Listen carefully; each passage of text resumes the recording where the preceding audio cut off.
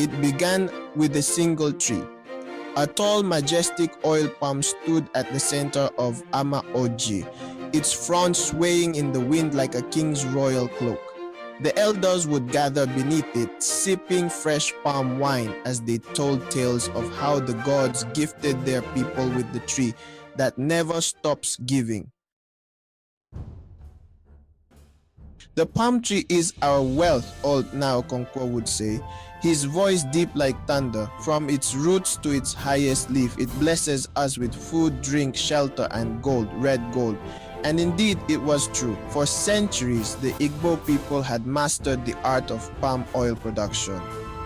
The forests were alive with the sound of machetes slicing through thick palm bunches, the rhythmic pounding of fruit in giant mortars, and the laughter of women as they carried kegs of oil to the great markets. Palm oil was their currency, their power, their pride. Until the day the white men arrived. In the days before the strangers came, Ama Oji was a kingdom without a king, ruled by the wisdom of its elders and the strength of its traders. Every 4 market days, people came from all over Igboland, Abiriba, Arochukwu, Onitsha, to buy the oil that shone like fire under the sun. The Umwokpu women controlled the trade, their voices sharp as blades as they negotiated prices. Among them was Nwanyocha, the most powerful trader in Ama Oji. She had built an empire of oil, with caravans stretching to the banks of the Niger. It was said that if Nwanyocha placed her foot on a keg of palm oil, its price would rise the next day. But wealth invites attention, and far across the seas, men with pale skin and hungry eyes had set their sights on Igbo palm oil. They did not come with machetes or hoes, they came with guns and paper treaties. At first, it was just trade. The white men brought mirrors, guns, and silk in exchange for oil. The people of Ama Oji laughed at their foolishness, trading their precious red gold for shiny objects. But the white men were not fools. They were hunters, and Ama Oji was their prey. One evening, a British officer named Captain MacDonald sat in the marketplace watching. His blue eyes scanned the rows of palm oil kegs stacked high like termite hills.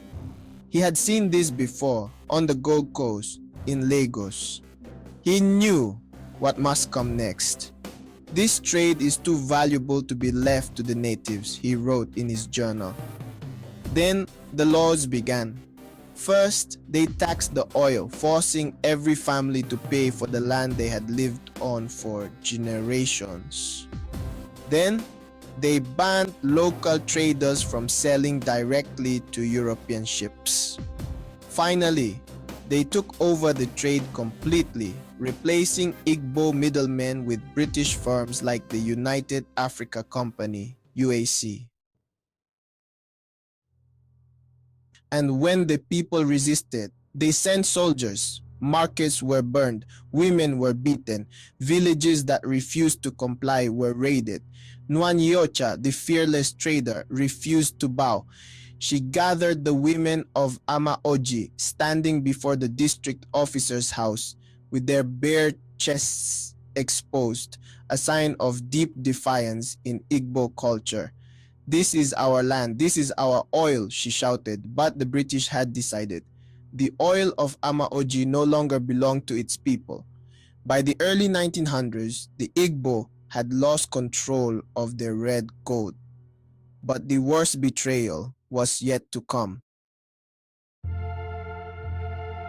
One morning, under the cover of mist, a British ship left the shores of Nigeria. On board were Igbo palm seedlings, stolen from the forests of Ama Oji and other villages. Their destination, Malaysia. The British, knowing they had conquered the trade in West Africa, wanted to plant palm oil elsewhere, somewhere they could control from root to leaf. By the 1960s, Malaysia had become the world's largest producer of palm oil. Nigeria, once the king of red gold, was now a forgotten shadow. Then came the war, the Nigerian Civil War, from 1967 to 1970, burned through Igbo land like dry Harmattan wind. Palm groves were abandoned, fields turned to battlefields, and the once thriving oil trade collapsed. When the war ended, the people of Amaoji returned to their land, but things were never the same. The white men were gone, but they had taken everything: the trade, the wealth, the knowledge. Where once the village rang with the sound of coms, now only the trees remained, standing like silent witnesses to a lost empire.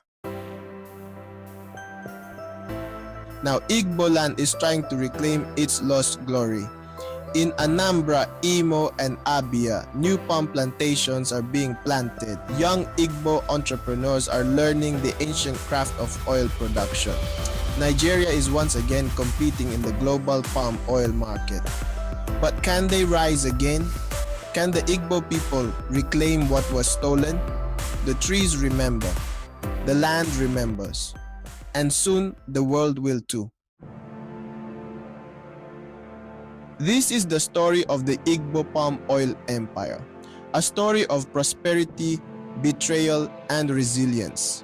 The Igbo people, once rulers of the red gold trade, were robbed of their wealth but not their spirit. Perhaps, just perhaps, the land of the red gold will shine once more.